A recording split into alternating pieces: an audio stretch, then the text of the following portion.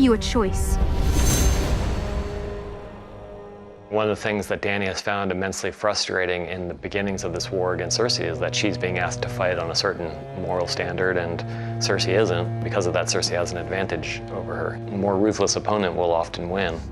Your Grace, nothing scrubs bold notions from a man's head like a few weeks in a dock cell. I meant what I said. I wouldn't say she's acting like the Mad King because it's rational. She's giving them a choice and they choose not to bend the knee to her, and she accepts that choice and she does exactly what she told them she'd do. You know, from her standpoint, she's not acting insane in any way. She's just being tough, which is what she needs to be to win. That's one perspective. Tyrion has a different perspective, and hopefully people watching it will have their own, and they'll decide for themselves whether they think what she did was just or immoral. Dracarys.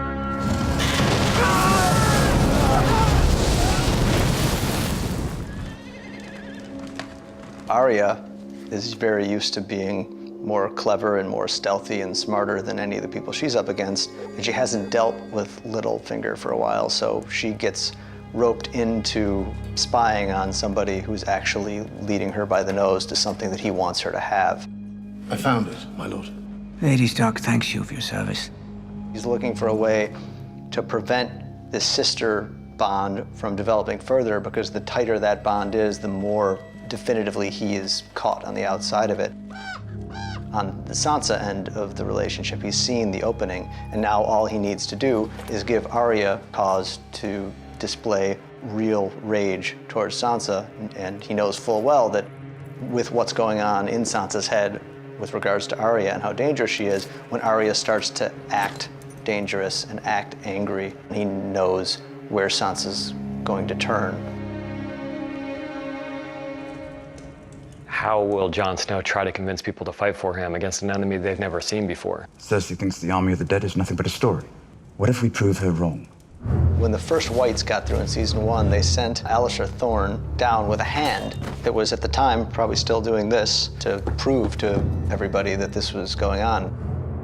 By the time this hand got down there, it had rotted away to nothing and stopped doing this. There was the idea that bringing one of these things down south had been put out there before in a way that didn't work, but in theory you could bring one of these things down and have it still functional by the time it gets to King's Landing. That seemed like that would, on a story level, do the trick. The first white I ever saw was brought into Castle Black from beyond the wall. Bring one of these things down to King's Landing and show her the truth. Like many of these situations on the show, the one who figures it out is Tyrion. The only way you're going to prove it to people is to show it to people. And obviously we can't bring everyone up there, so that means bringing one of them down here. And how would you get into King's Landing?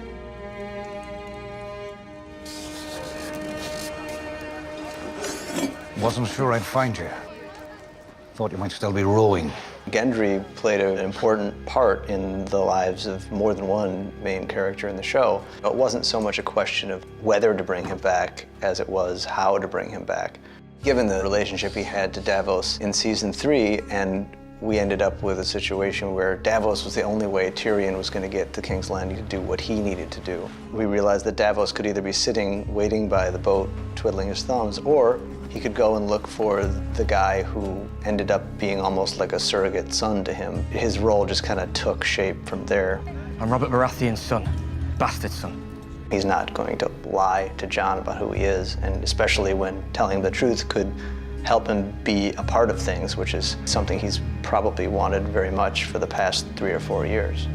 Sir Davos told me where you're going, Your Grace, and why. Let me come with you. Gendry is a little bit like Jon. I think it's part of the reason they start to like each other relatively quickly is he just wants to be honest, and he's meeting this young man he's never met before who's quite powerful. He's the king of the north, but also they're both bastard sons of powerful men who are friends of each other. We could use the help. The end of 5, where you get the whole team together, within 2 minutes you realize that everybody has a good reason to hate everybody else. It's a real quick enmity ping pong match between them, and you realize that all these guys are gonna walk out into the wilds of the north together and try to do something extremely dangerous.